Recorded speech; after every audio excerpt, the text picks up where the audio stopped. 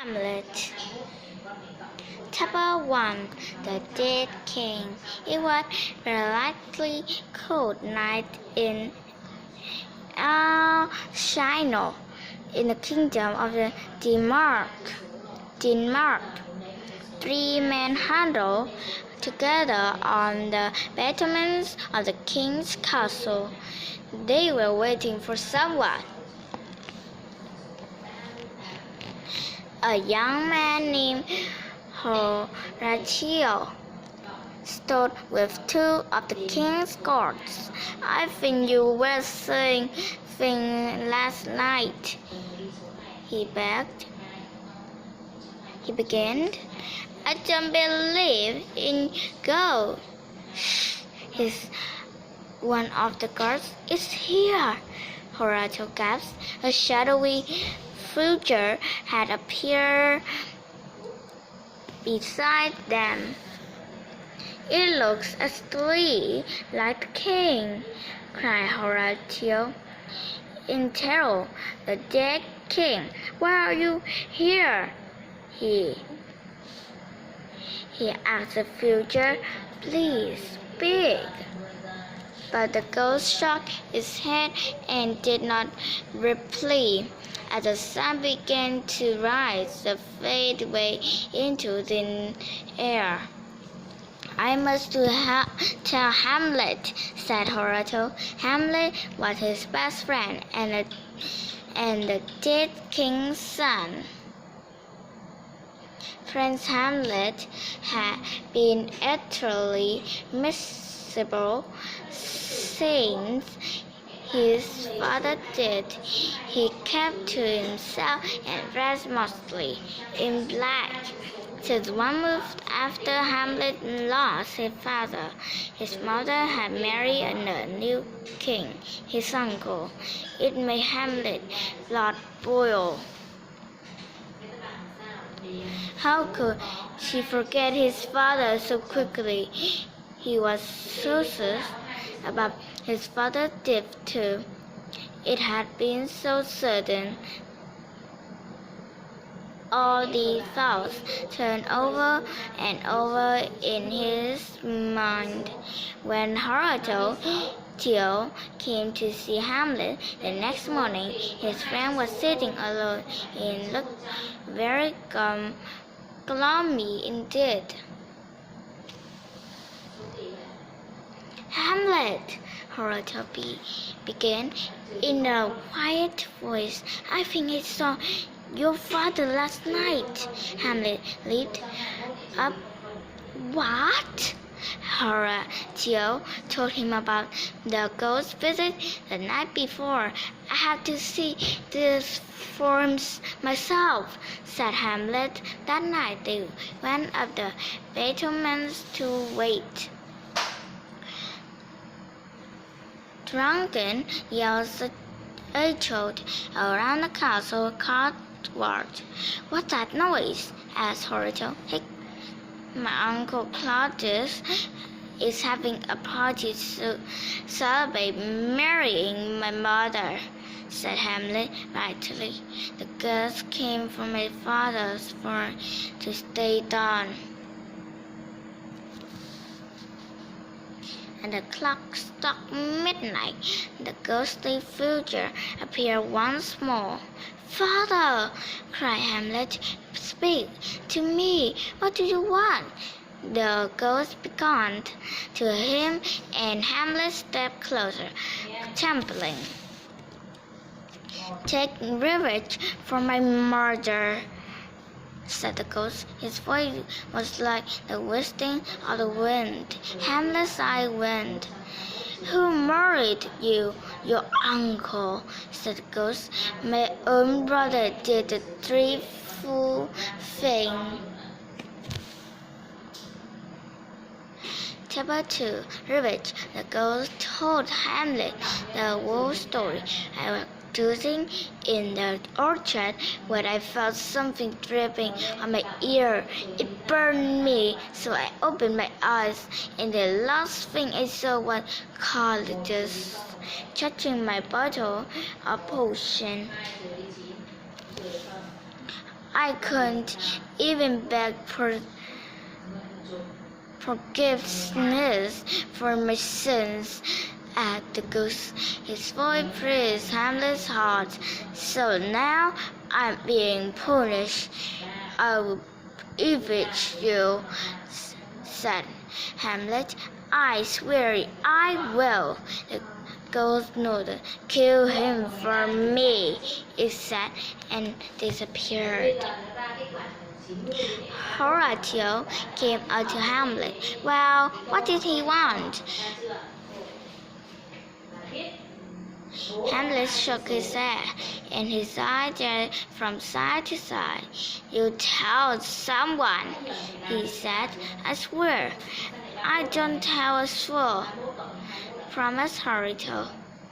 Very well, said Hamlet, and told him what the ghost had said. Did you see my acting? If I'm crazy, said Hamlet, it's just part of my plan. What plan? Asked Horatio.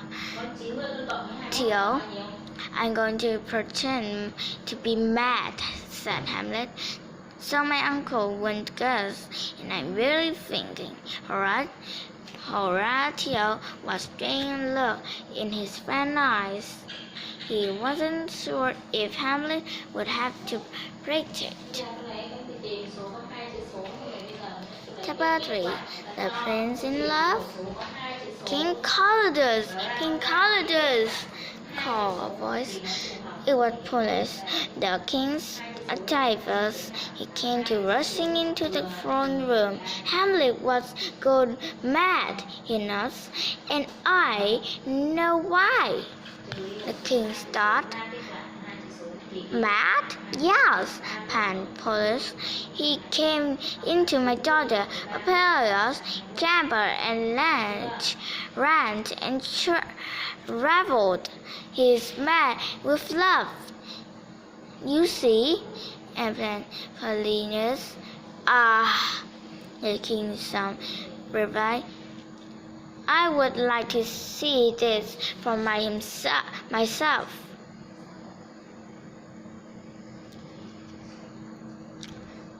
Paulinus smiled smugly, listenably to Hamlet's room, then high and watched them. You will soon see how the poor boy had lost the wits over my beautiful girl. The king wasn't sure if he believed Paulinus, but he agreed to the plan.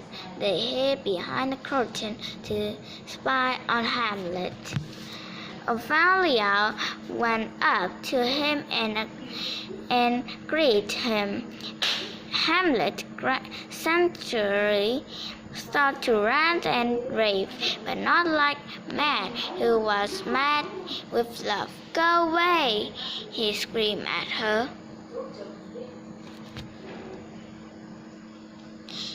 You women are all the same, Hamlet spat. You pan your face, you lie, and you betray us. When he finished yelling, he stalked away, muttering to himself. Ophelia started after him and shook silence. The king returned Polish. He doesn't sound like he's in love. Secretly, the king was worried. Was Hamlet angry with his mother for marrying so quickly? Did he upset something about his father's death? I should send Hamlet away just in case. But that might not be enough. Perhaps he should get Hamlet out of the way for good.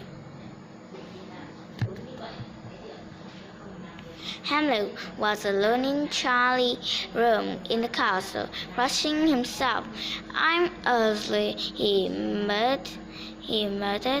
I promised my father I would kill Calidus. What's stopping me?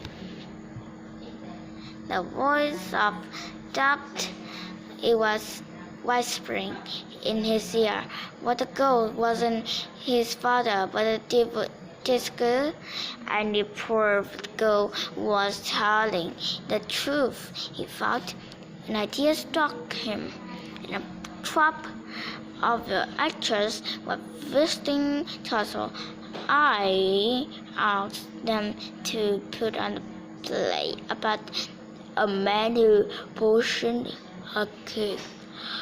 He thought, if Callias looked godly, I know he did it.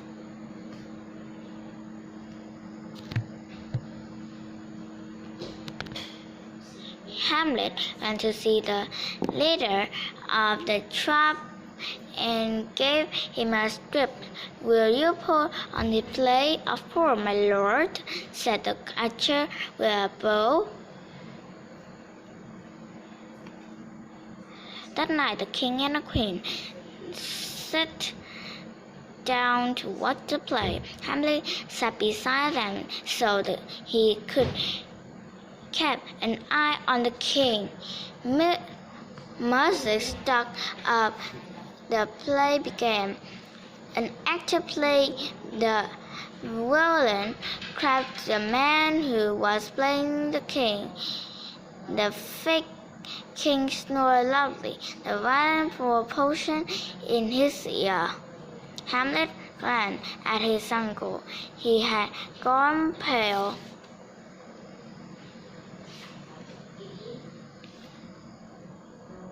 "How do you like to play?" asked Hamlet with a bitter smile. The king did not reply. He stormed over his chair and left the room. "The goat told me the truth," thought Hamlet. Now I can have my revenge." He got up and followed Callias. Chapter 5. A rat. The king hurried along the castle corridors the ship. His heart was heavy with guilt. At the gate, he knelt before the altar and tried to pray. Hamlet was not far behind. He came to the table and watched his uncle. "I could do it now," he thought. He wouldn't hear me come. But Hamlet shook his head. "If I kill him while he's praying, I will go straight to heaven. That isn't a punishment, it's reward." And he decided to wait. "Oh God, forgive me."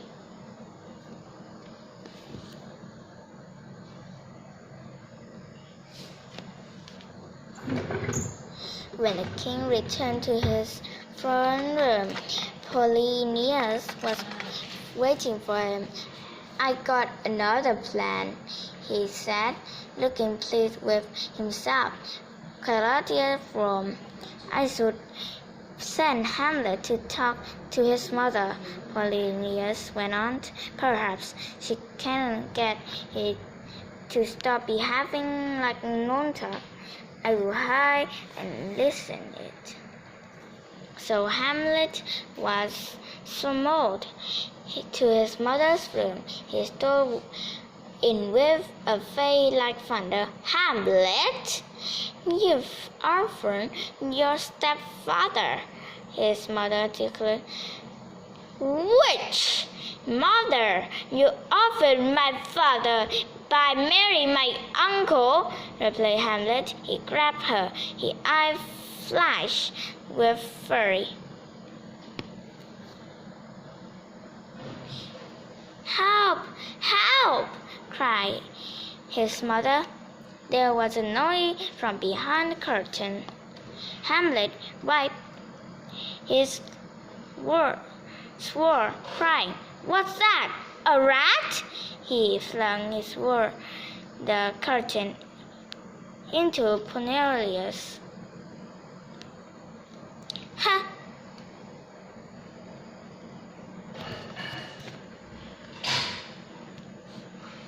They were terrible groaned. Was that the king? Said Hamlet. He pulled the curtain aside. Oh, he said, as Polly's body fell out. It's you. He shook. I'm sorry I killed you, but it can't be helped. He began to drag the dead man out of the room. He's mad, sobbed the queen. When the king heard what had happened, he called for Hamlet. Where is Palmer's body? He asked, but no one knew where Hamlet had hidden it. He's at dinner, said Hamlet. He grinned. We were worms. Only they eating him, not the other way around.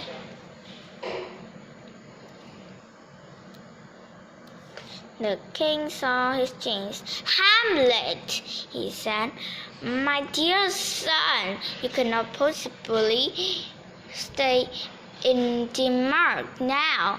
I will send you into England to keep you safe. Hamlet agreed to go, but he was sure that the king was up no good. Table 6, the mad sister. The king and the queen were in the throne room some days later when Polly's daughter Ophelia drove in. Her hair was wild and tan. He looked, he flew, he been dragged through the hedge. He began to sing a song as she walked, catching bunches of wild flowers in her hands. He handed a loom to the queen. Everyone realized that Ophelia had lost her mind. The furious pounding on the door broke into her song. Letches is here, called the guard. Letches was Ophelia's brother. He stormed into the throne room. Where is my father's body? Letches demanded. He heard he was killed. Who did it? Before the king could answer, Letches saw Ophelia. He gazed at him, hardly even seeing him. Letches was horrified. Oh, my dear sister, what happened to you? He gasped. Would you like a violet? He asked. Then she shook her head. I can't give you a violet. They all were it. Then my father did.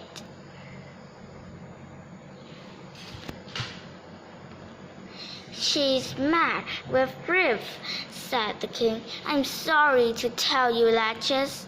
Hamlet killed your father. It's all his fault.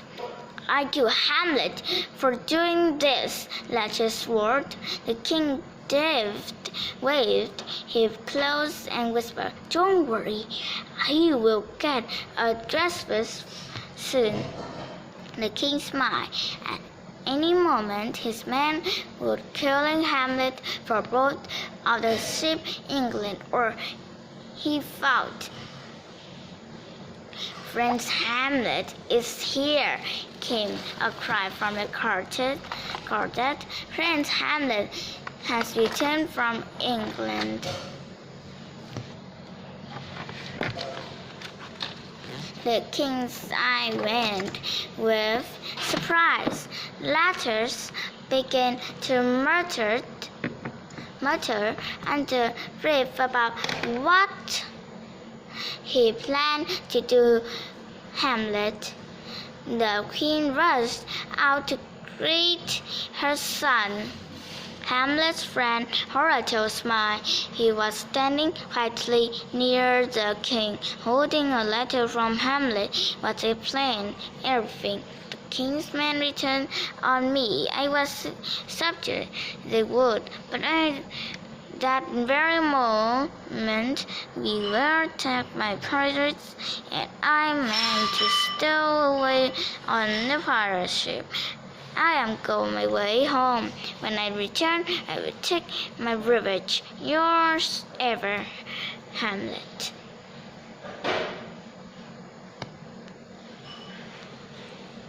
The king spoke quietly to Laches. Hamlet might still be alive, but I have a plan to change that. You must challenge him to a duel. But what if I don't kill him?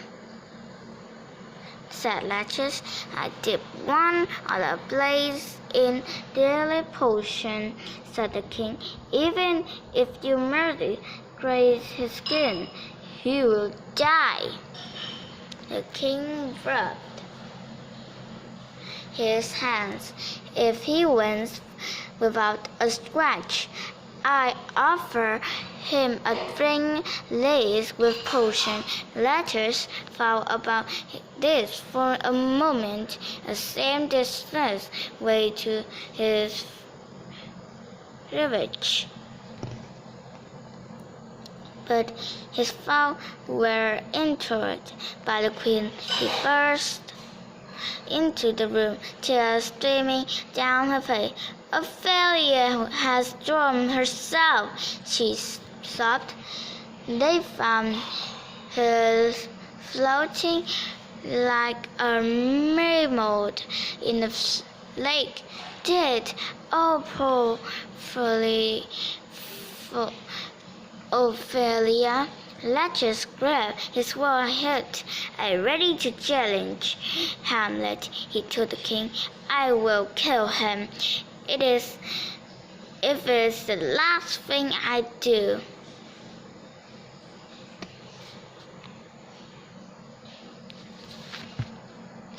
Chapter 7. The Duel. Hamlet was out walking with Horatio. They passed through a garret, and two men were hard at work digging a grave. One of the grave diggers threw an old skull in the grave. Hamlet caught it. Hey, he called, who skull this thing? A Colchester who did years ago. The man replied, his name was Yorick. Yorick? Hamlet felt sad.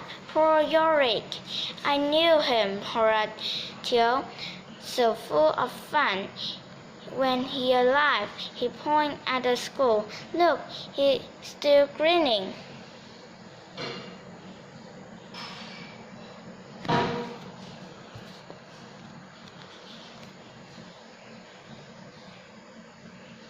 The sound of chanting float across the grave ward.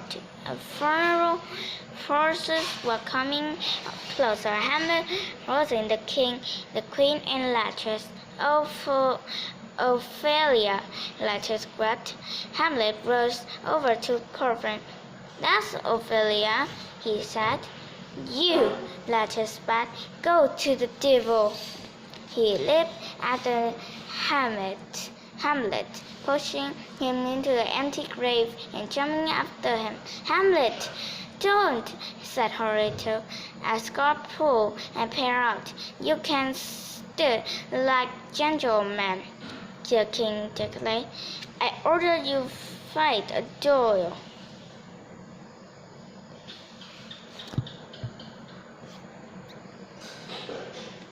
Chapter 8. The Potioned Sword. That afternoon, the king, the queen, and their courtiers came to watch Hamlet and Laches fight. Two swords were laid out for them. Laches knew which one to pick. I would take "Take this one," he said. The man faced each other, their skinning swords held high. "Good luck," called the king. "And if you win, Hamlet, I have a delicious drink waiting to toast your victory."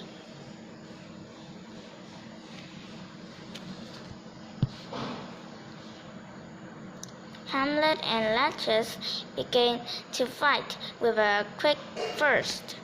Hamlet cut Laches' arm with his blade. "A hit!" everyone cried. "First blood!" "Well done, Hamlet." The king was worried. He raised the potion cup.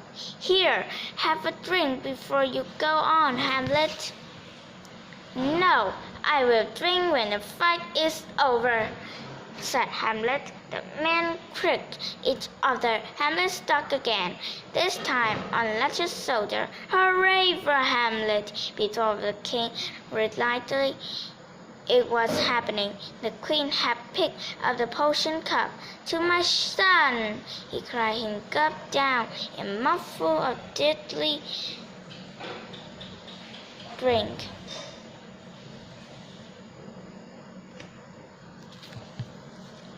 And the queen drank. Laches whipped his sword and laid into Hamlet's side. It wasn't deep wound, but the potion was in Hamlet's blood. Hamlet struck black in their blades, clashed together. The force of low knocked both swords to the ground. When they picked them up again, Laches had Hamlet's sword in his hand, and Hamlet was cutting the potion blade. Angry, with a grunt, Hamlet struck Laches. The sword grazed his arm. Laches recoiled the whip. "I'm dying," he thought.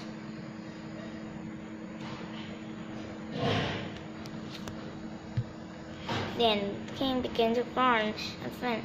"That drink! Oh my dear Hamlet, I've been poisoned." "There's a traitor here," cried Hamlet. "Find him!" "There is a traitor," said the Laches, "and it's me. I plot with the king to kill you. My soul was poisoned. We're both dying. I am so sorry." Hamlet looked down at the potion blade.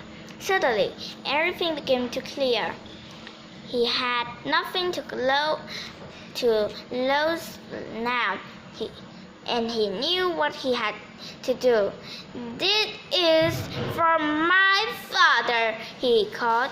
He rushed at the king, stopping him with the potion sword. The king cried out.